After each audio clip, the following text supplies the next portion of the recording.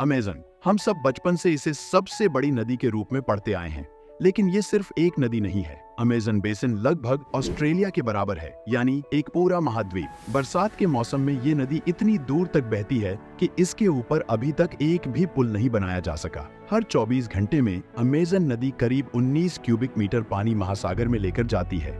ये मात्रा मुंबई जैसे शहर की 10 साल की जरूरतों को पूरा करने के लिए काफी है। इसी अमेज़न नदी के चारों ओर फैला हुआ है अमेज़न रेन फॉरेस्ट। सभी जैविक प्रजातियों में से 1/3 से अधिक यहीं पाई जाती हैं और नियमित रूप से नई प्रजातियां भी खोजी जाती हैं। प्रागैतिहासिक काल में यहाँ भयानक दानव जैसे जीव रहते थे और आज भी उनके अवशेष यहाँ पर मिल रहे हैं। यहाँ प्राचीन सभ्यताओं के भी निशान मिलते हैं, लेकिन ये नहीं पता कि वो कहाँ से आए थे और कहाँ चले गए। आखिर अमेज़न नदी के नीचे क्या है? आखिर क्यों अमेज़न नदी इतनी रहस्यमय है? तो इन सब सवालों के जवाब जानेंगे हम आज के इस एपिसोड में। तो मेरा नाम है अनिरुद्ध और चलिए शुरू करते हैं आज का ये एपिसोड। अमेज़न नदी की लंबाई 6275 किलोमीटर है। पश्चिम से पूर्व की ओर बहने वाली ये नदी दुनिया की सबसे लंबी नदी है, जो कई छोटी नदियों को अपने में समेटे हुए है। अब यहाँ बहुत से लोग ये कहेंगे कि दुनिया की सबसे लंबी नदी तो अफ्रीका की नील नदी है, लेकिन ये सवाल अभी भी वैज्ञानिक समुदाय में बहस का विषय है और इसकी कई अलग अलग व्याख्याएं हो सकती हैं। मुख्य सवाल ये है कि स्रोत किसे माना जाए। अगर अमेज़न नदी के स्रोत को मरनन माने तो अमेज़न की लंबाई 6400 किलोमीटर है। अगर अपैची को स्रोत माने तो अमेज़न की लंबाई 6992 किलोमीटर हो जाती है, जो 6650 किलोमीटर लंबी नील को बहुत पीछे छोड़ देती है। और अगर उचायाली को सोर्स माने तो अमेज़न की लंबाई 7100 किलोमीटर हो जाती है और नील नदी उसके आसपास भी नहीं आती। अमेज़न नदी इतनी विशाल है कि इसके कुछ हिस्सों में इसके नाम तक अलग अलग हैं। यहाँ तक कि इसके शुरुआती बिंदु से लेकर अंतिम बिंदु तक इसका नाम 6 बार बदलता है। इसके मध्य भाग में स्थानीय लोग इसे सोलिमोइस कहते हैं और केवल अंतिम भाग, जो इसकी कुल लंबाई का 1/3 है, को अमेज़न कहा जाता है। अमेज़न की कई प्रमुख सहायक नदियों के नाम उनके पानी के रंग से जुड़े हैं और यहाँ प्रकृति ने रंगों के साथ अद्भुत खेल दिखाया है। उदाहरण के लिए रियो नीग्रो का पानी काला दिखाई देता है, जबकि मडेरा में पानी सुनहरे लाल रंग का है।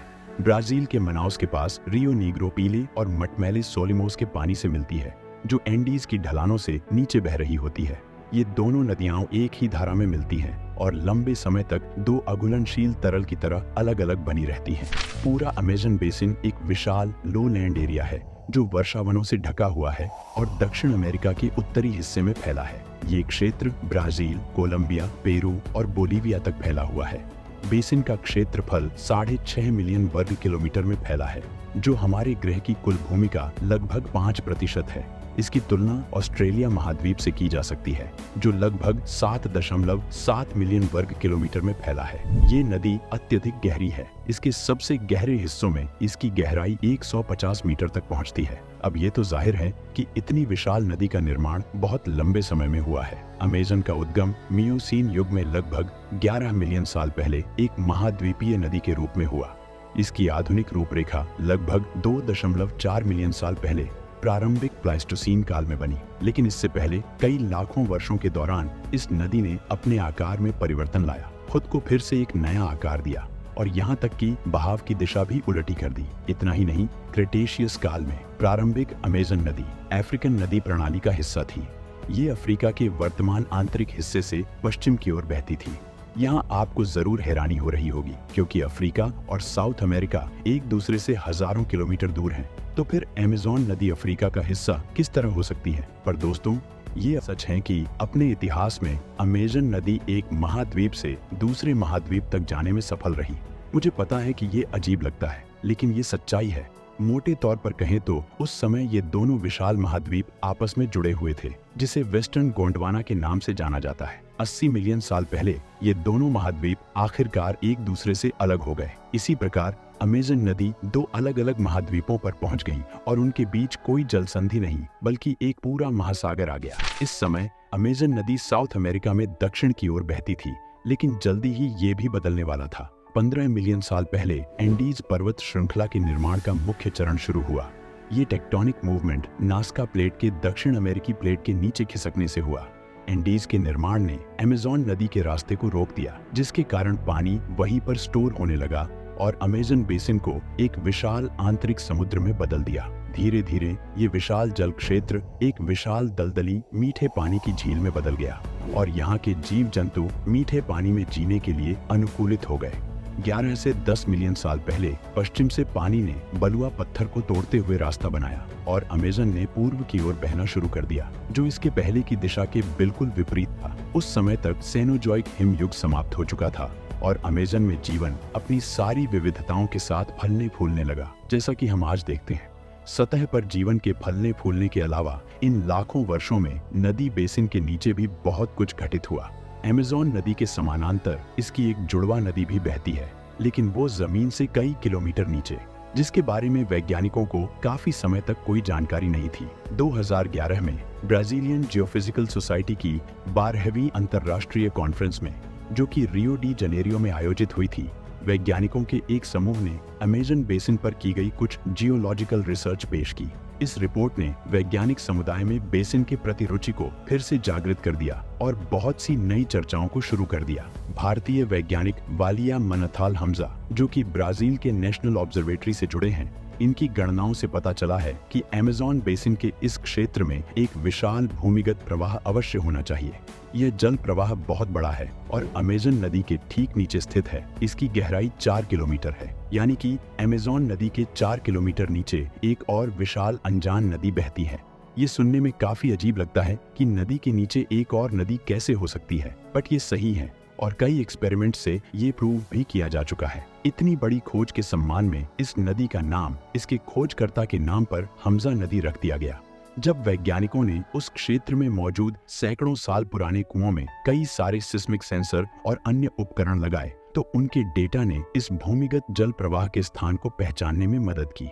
इस डेटा से पता चला कि वहां वाकई में एक प्रवाह है और यह भी उसी दिशा में बहता है जिस दिशा में अमेज़न नदी बहती है। लेकिन इन दोनों की चौड़ाई और गति में काफी ज्यादा फर्क देखने को मिलता है। जहां अमेज़न नदी की चौड़ाई 1 से 100 किलोमीटर तक होती है, वहीं हमजा नदी 200 से 400 किलोमीटर तक चौड़ी है। वहीं अगर बात करें इसकी लंबाई की, तो भूमिगत हमजा नदी की लंबाई लगभग 6000 किलोमीटर है, लेकिन इसकी प्रवाह गति बहुत ही धीमी है। जहां अमेज़न की औसत गति लगभग 5 मीटर प्रति सेकंड है, वहीं हमजा की गति 1 मिलीमीटर प्रति सेकंड से भी कम है।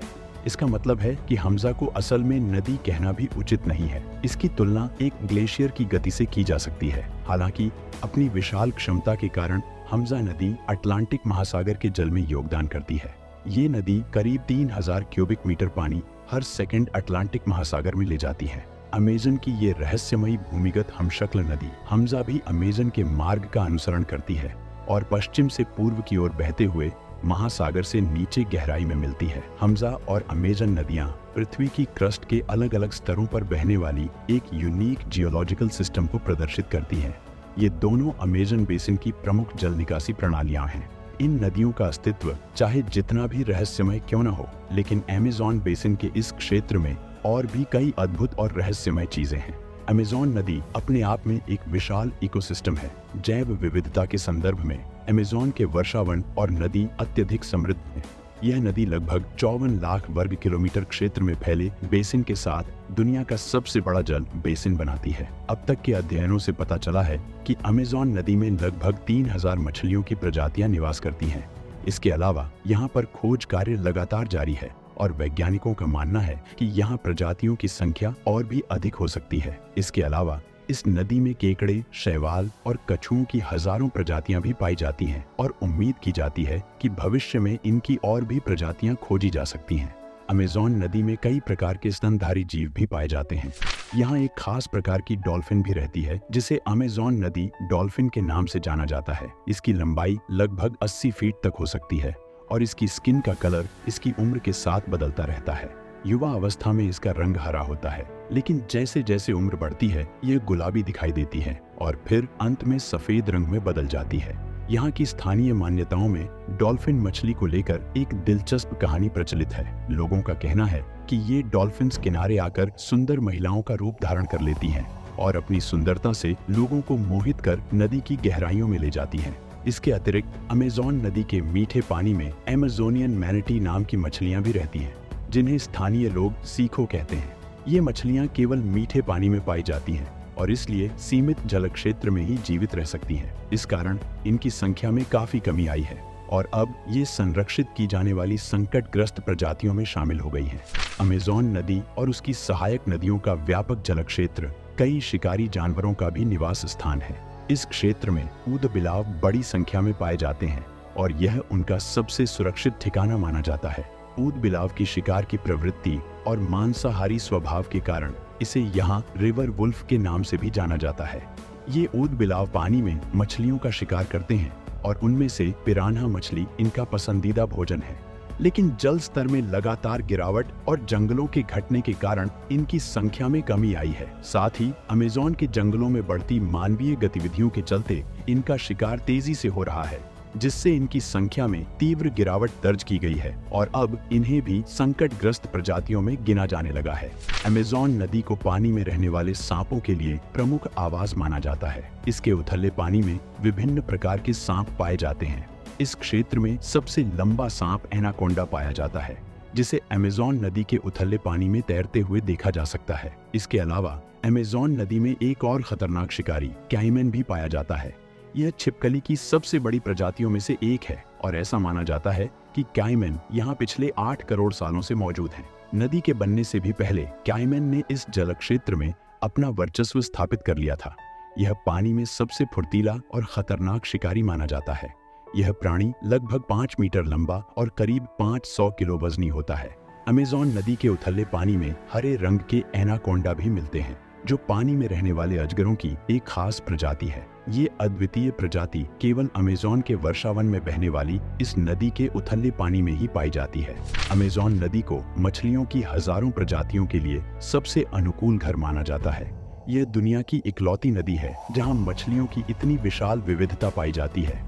प्रकृति का ऐसा अद्भुत नजारा किसी अन्य नदी के जल बेसिन में नहीं देखा गया है। माना जाता है कि अमेज़न नदी में हर साल मछलियों की लगभग 50 नई प्रजातियां खोजी जाती हैं। अमेज़न के इस जैव विविधता से भरे जल क्षेत्र में अरापाइमा नाम की मछलियां भी पाई जाती हैं, जिन्हें ब्राजील में पेरारूकू के नाम से जाना जाता है। यह मछलियां केवल मीठे पानी में पाई जाती हैं और मीठे पानी की सबसे बड़ी मछलियों में मानी जाती है। यहाँ पाई जाने वाली अरापाइमा मछलियां लगभग 15 फीट तक लंबी हो सकती हैं। इसके अलावा अमेज़न नदी में अरोवाना और खतरनाक पिरान्हा मछलियां भी बड़ी संख्या में पाई जाती हैं। यहाँ की मछलियों को शिकारी मछलियों में गिना जाता है। इनमें से अरोवाना को सबसे बड़ी शिकारी मछली माना जाता है, जिसकी लंबाई लगभग 47 इंच तक हो सकती है। अमेज़न के उथले पानी में पिरान्हा मछलियों की 30 से 60 प्रजातियां पाई जाती हैं, जो सर्वाहारी होती हैं। ये मछलियां पानी में आने वाले जानवरों का शिकार करती हैं और इनमें से कुछ प्रजातियां मनुष्यों को भी निशाना बना सकती हैं। इंसानों पर हमला करने वाली सबसे खतरनाक प्रजाति लाल पिरान्हा मानी जाती है, जो यहाँ काफी संख्या में मिलती है। अमेज़न नदी का जलीय संसार आश्चर्य से भरा हुआ है। यहाँ का नजारा देखकर ऐसा प्रतीत होता है जैसे प्रकृति ने इसे बेहद खूबसूरती से बनाया है, क्योंकि यहाँ इतनी प्रजातियों की विविधता है कि गिनना भी मुश्किल हो जाता है। इस नदी में कैटफिश की एक प्रजाति भी पाई जाती है, जो कैटफिश की 1200 प्रजातियों में से एक है। इसके अलावा यहाँ कैटफिश की दूसरी प्रजाति कुमाकुम्बा भी पाई जाती है। अपने आकार और वजन के कारण यह इस प्रजाति की सबसे बड़ी मछलियों में गिना जाता है। अमेज़न नदी में कुमाकुम्बा मछली की लंबाई लगभग 12 फीट तक और वजन करीब 200 किलोग्राम तक हो सकता है। इसके अलावा अमेज़न नदी में शिकार से बचने के लिए इलेक्ट्रिक करंट का उपयोग करने वाली खतरनाक इलेक्ट्रिक ईल भी पाई जाती है। यहाँ इलेक्ट्रिक ईल की 100 से अधिक प्रजातियां मौजूद हैं।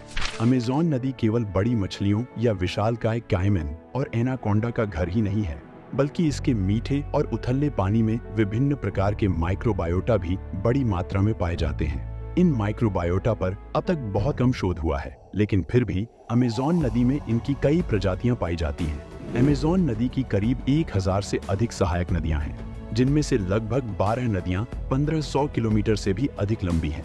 इनमें मडीरा नदी प्रमुख है, जो ब्राजील की सबसे लंबी नदियों में से एक है और इसकी लंबाई लगभग 3250 किलोमीटर है। इसके अलावा पुरुष नदी, जो ब्राजील से निकलती है और अमेज़न की सहायक नदियों में से एक है, लगभग 3210 किलोमीटर लंबी है। इसके अलावा अमेज़न नदी में जपूरा नदी भी मिलती है, जिसकी लंबाई लगभग 2820 किलोमीटर है और भी कई विशाल नदियां हैं जो अमेज़न में आकर मिलती हैं। इतनी ज्यादा सहायक नदियों के कारण ही अमेज़न नदी का जल बेसिन दुनिया का सबसे बड़ा जल बेसिन क्षेत्र बनाता है। दक्षिण अमेरिका का लगभग 40% क्षेत्र अमेज़न नदी के जल बेसिन क्षेत्र में आता है, जो लगभग 7 मिलियन वर्ग किलोमीटर में फैला है। साल भर बहने वाला अमेज़न का पानी यहाँ के विशाल वर्षावनों के विकास में बहुमूल्य योगदान देता है। बरसात के मौसम में इसकी अधिकांश सहायक नदियों में बाढ़ आने से अमेज़न नदी का जल स्तर लगभग 9 मीटर तक बढ़ सकता है, जिससे आसपास के जंगलों में भीषण बाढ़ आ जाती है। अमेज़न नदी में बाढ़ आने पर इसका पानी एक विशाल क्षेत्र को अपनी चपेट में ले लेता है। सामान्य दिनों में अमेज़न नदी का पानी लगभग 1,10,000 वर्ग किलोमीटर क्षेत्र को ढकता है, लेकिन बरसात के मौसम में यह 3 गुना से अधिक बढ़कर 3,50,000 वर्ग किलोमीटर तक फैल जाता है। अमेज़न नदी अपने मीठे पानी का बड़ा हिस्सा महासागरों में छोड़ देती है। माना जाता है कि अमेज़न नदी पूरी दुनिया के मीठे पानी का लगभग 20% हिस्सा अटलांटिक महासागर में बहा देती है और बरसात में यह मात्रा कई गुना बढ़ जाती है। जब अमेज़न का मीठा पानी महासागर के खारे पानी में मिलता है तो महासागर का रंग बदल जाता है और पानी की अम्लता कम हो जाती है। मीठा पानी हल्का होने के कारण समुद्र की सतह पर तैरता है, जिससे इस क्षेत्र से गुजरने वाले जहाजों को कई बार समुद्र का पानी मीठा महसूस होने लगता है। अमेज़न नदी की एक विशेष बात यह है कि अटलांटिक महासागर में गिरते समय यह किसी डेल्टा का निर्माण नहीं करती है, जबकि दुनिया की अधिकांश नदियां समुद्र में मिलने पर डेल्टा बनाती है। वैज्ञानिक बताते हैं कि अमेज़न नदी द्वारा बहाकर लाए गए तलछट को जब यह समुद्र में छोड़ती है तो अटलांटिक महासागर की शक्तिशाली लहरें इसे अपने साथ दूर तक बहा ले जाती हैं। इस वजह से अमेज़न नदी महासागर में किसी भी प्रकार का डेल्टा नहीं बना पाती। अमेज़न नदी बहते हुए ओरिनोको की घाटियों में एक जलमार्ग का निर्माण करती है, जिसे कसिकियार नहर कहा जाता है। यह नहर दक्षिण की ओर बहने वाली रियो नीग्रो नदी और अमेज़न नदी को आपस में जोड़ने का कार्य करती है, जिससे यह एक अनोखी नदी बन जाती है जो 2 विशाल नदी प्रणालियों को जोड़ती है। अमेज़न नदी अपनी विशाल लंबाई और अद्वितीय जैव विविधता के कारण दुनिया भर में प्रसिद्ध है। इसके अलावा इस नदी की एक और अनोखी विशेषता यह है कि इसके ऊपर कोई पुल नहीं बना है, जो इसे विश्व भर में एक आश्चर्य का केंद्र बनाता है। इसका प्रमुख कारण यह है कि अमेज़न नदी की चौड़ाई 10 से 100 किलोमीटर के बीच है, जिससे इतनी चौड़ी नदी पर पुल बनाना लगभग असंभव है। साथ ही अमेज़न नदी जिन इलाकों से होकर बहती है, वहां सड़क मार्ग की अनुपस्थिति के कारण पुल की कोई विशेष आवश्यकता भी नहीं है। यदि कभी नदी को पार करने की आवश्यकता हो तो इसे साधारणतः नाव के माध्यम से किया जा सकता है।